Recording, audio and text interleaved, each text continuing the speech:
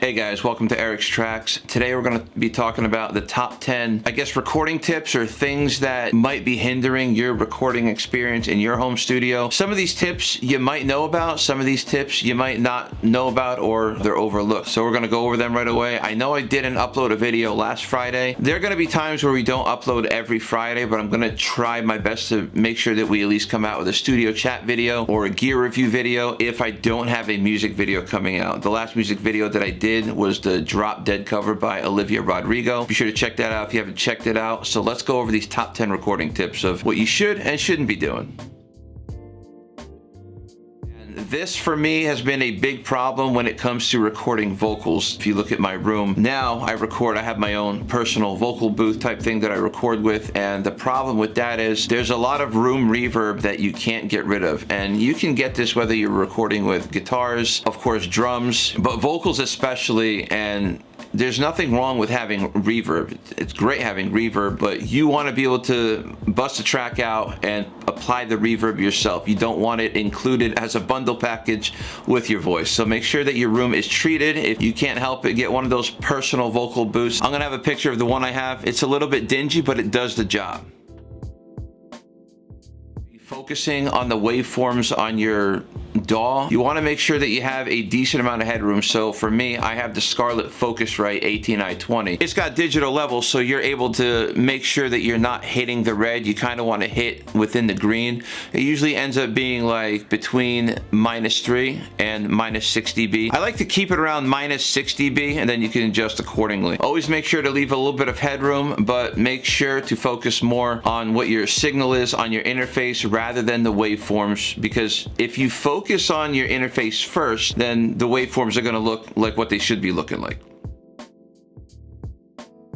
Changing your microphone position just slightly is going to alter the entire sound of the instrument that you're trying to record. And this goes along with having proper microphone placement, knowing your voice. So when I sing, me personally, I know that when I sing, I have that part of the voice. Now, you can EQ some of that out, but if you're unable to EQ it out, then what you can do is you can place the microphone at a 45-degree angle and don't sing directly. Sing it on an angle, and it's going to mitigate some of those annoying mid-range transients. This only applies if you're using a bass driver. Like for me, for example, I have the Tech 21 SansAmp bass driver. Always go, instead of going with a 1/4 inch, go with an XLR, because you're going to have a much stronger signal than if you were to use a 1/4 inch cable.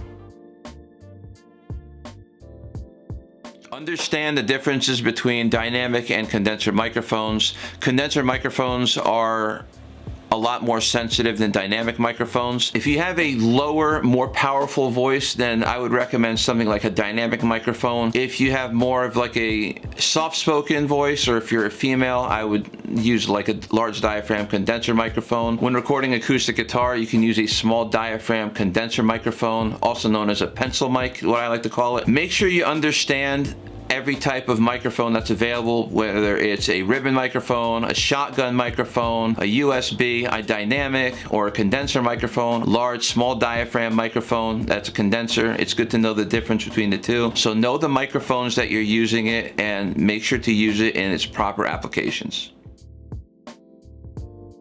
This kind of goes in correlation when I told you that make sure to focus on your signal from your interface rather than the waveforms on your computer, because if you're focusing more on the waveforms on your DAW, on your computer, you might be a little bit too low, and then you're going to try to increase the volume, and it's going to increase all the transients that you do not want in your recording, and that's how you get a poor mix. So make sure you're focusing on gain staging during the recording process, and focus on the signal of your interface as opposed to just the waveforms on your computer peripheral.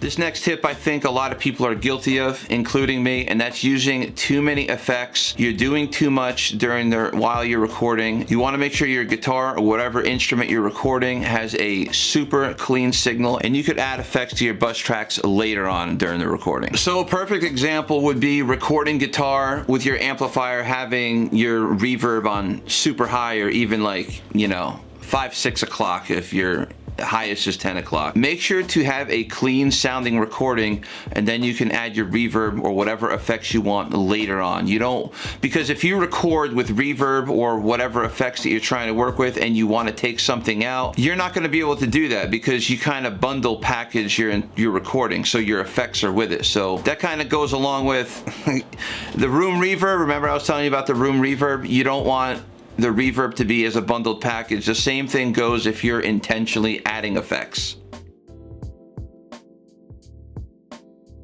I think we're on tip number 2, and that is to make sure that your studio is organized, because workflow is extremely important for a songwriter or if you're trying to make music. I genuinely believe the way your studio or your creative space is organizational wise is very important, and it's gonna have a major impact. It could be the catalyst between getting writer's block or working on that next song that you want to put out on Spotify or any other streaming platform. So make sure that your studio is nice and organized. Like, if you could see the background of my studio, even in my music videos, you see that it's very organized. Everything is neat.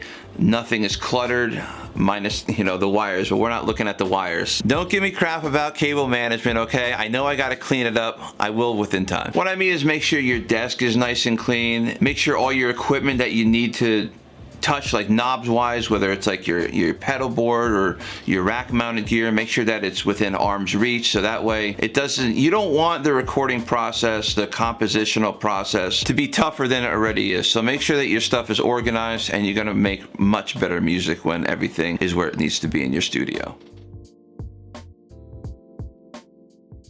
Last but not least, this is the number 1 tip, and this is super important.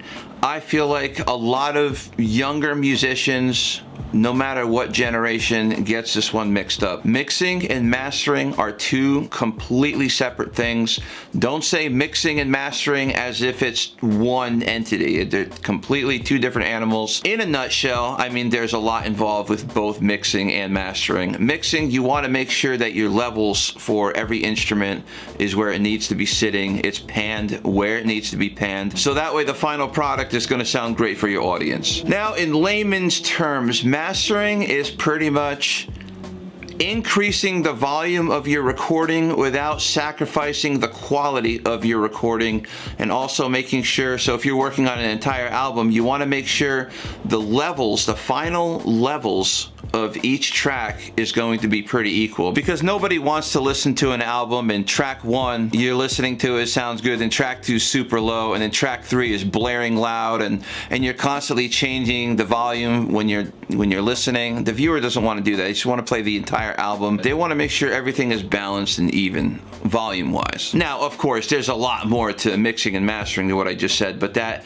is pretty much layman's terms. There's a lot of resources online that's going to teach you how to mix and also how to master. I mean, there's so many resources that are available now, with YouTube being the primary place where a lot of people do get their information. Back in like 2003, before YouTube, you didn't really have that much to work with. I mean, you didn't really have a lot of online resources. You had books that you can read and learn from other mastering engineers, but there wasn't really that much information like there is now. So do not get mixing and mastering confused. They are 2 entirely different entities. So I want to make sure I'm loud and clear on that. Now, moving forward, we might have another recording tips video. If you guys want me to make more recording tips video or songwriting, any kind of tips videos, be sure to drop it in the comment section below. I love to do these studio chats with you guys, and we are working on new original music, and we are going to also be working on a cover. What I like to do, I mentioned it in a lot of my older videos, is I like to come out with a music video and then I like to change things up a little bit with like a studio chat, like a recording chat video, a tips video, gear review, stuff like that. We are going to be working on an original song. I'm working on it right now with